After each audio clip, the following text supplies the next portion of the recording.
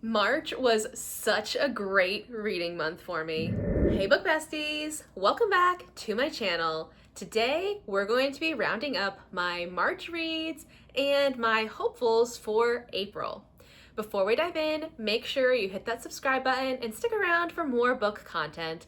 I love sharing reading roundups like this one, or book reviews, book unboxings, haul videos, just all the fun bookish things, so make sure you're following along. In March, I read 11 books, which if you've been following along for this year, you know like my max has been 10, but 2 of them were novellas, so it kind of balanced out. And I did get to work on my writing a lot this month too, so I feel good about that. As a matter of fact, I ended up finishing the first draft of my current work in progress, so that was a huge accomplishment. I had planned to finish my first draft in April, by the end of April, so I finished it a month early, which was so great. I felt so accomplished about it. I am very excited.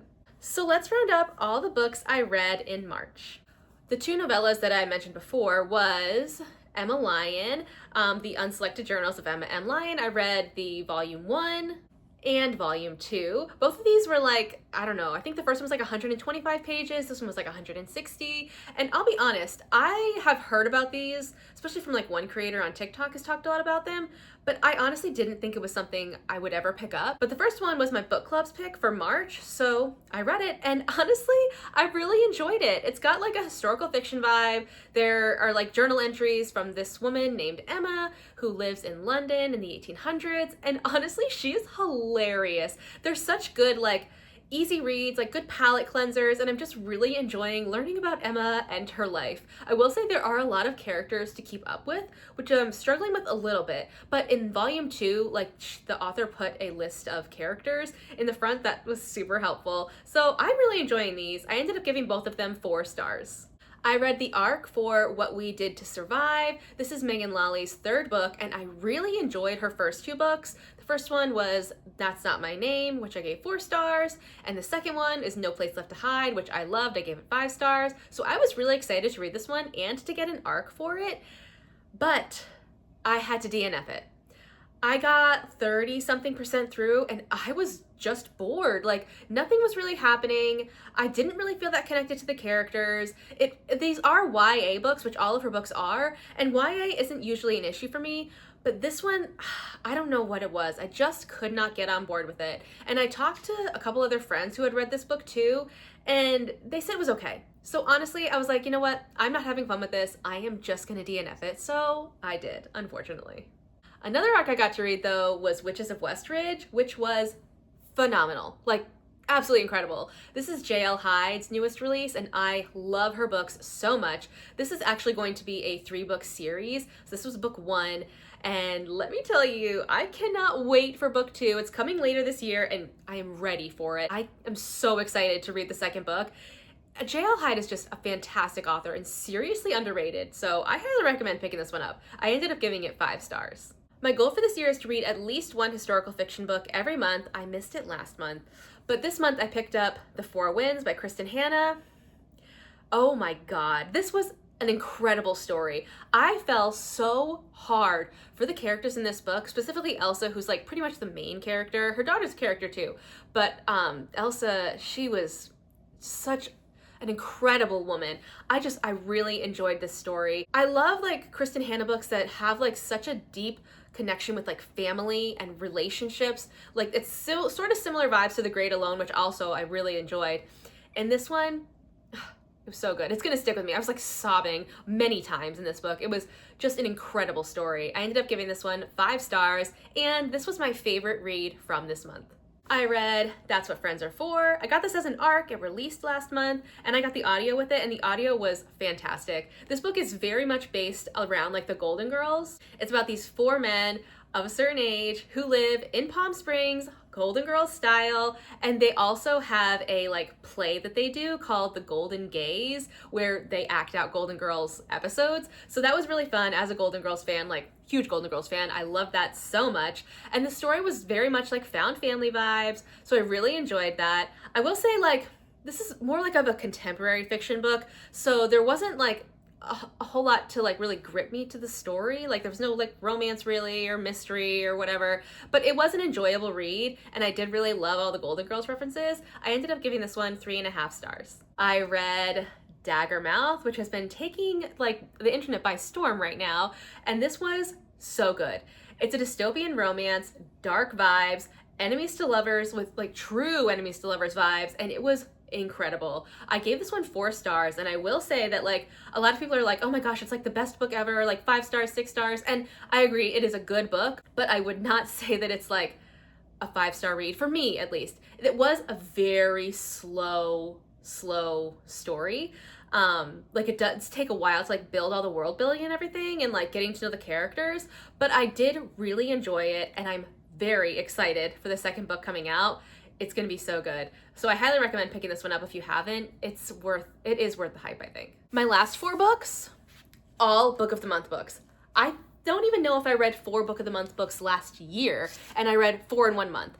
But that was my goal for this year, was to actually read my Book of the Month books, because I just hadn't been doing it. So I feel very accomplished for doing this. First is The Exes. This was a book that was picked for a book club that I'm in on Fable, and I'm glad that they picked this because I don't know when I would have gotten to it otherwise, and it was really good. I gave it 4 stars. It was a very interesting thriller, very intriguing. I wasn't really sure where it was going, but I will say that like while I enjoyed it, it's a very forgettable thriller.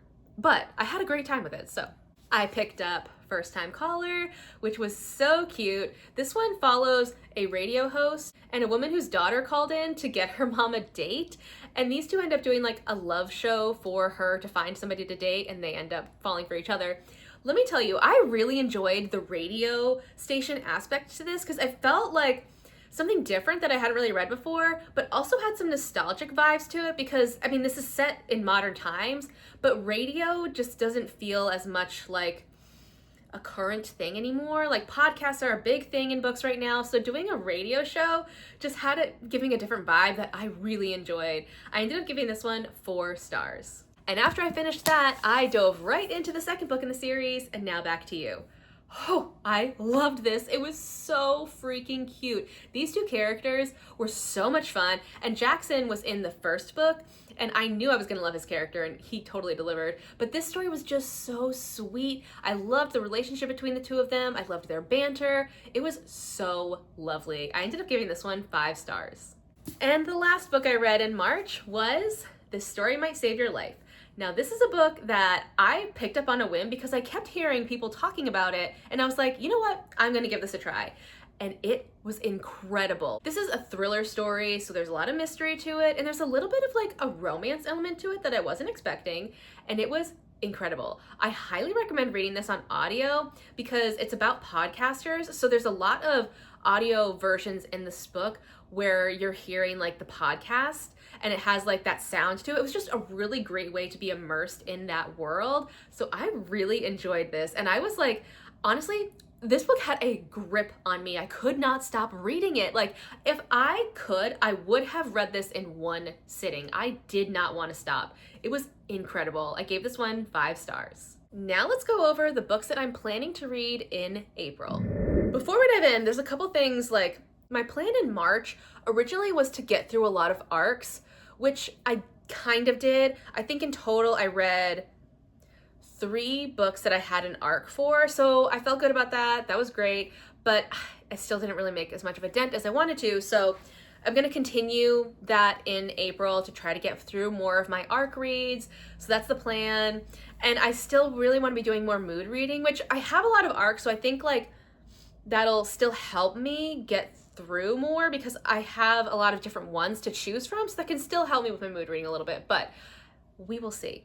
So the first arc that I actually already started, I just got started last night, is Too Close to Home. This book comes out on April 14th. It's a thriller book. It's already like really intriguing. So yeah, and I've read one book by this author that I really enjoyed, so I'm excited. And the other arc I know I plan to read is Adrift. Now this book actually is already released. It released in February, but I did get the arc for it, so I need to catch up. I'm going to be reading this with one of my friends. We're doing a buddy read. It'll be my first Will Dean book, and I haven't read any of his thrillers yet, but I've heard good things, so I'm very excited. And then the rest of my TBR, I have This Book Made Me Think of You. This is my local book club's pick for April, and I am very excited. I think this was a book of the month or like an add-on for book of the month in March.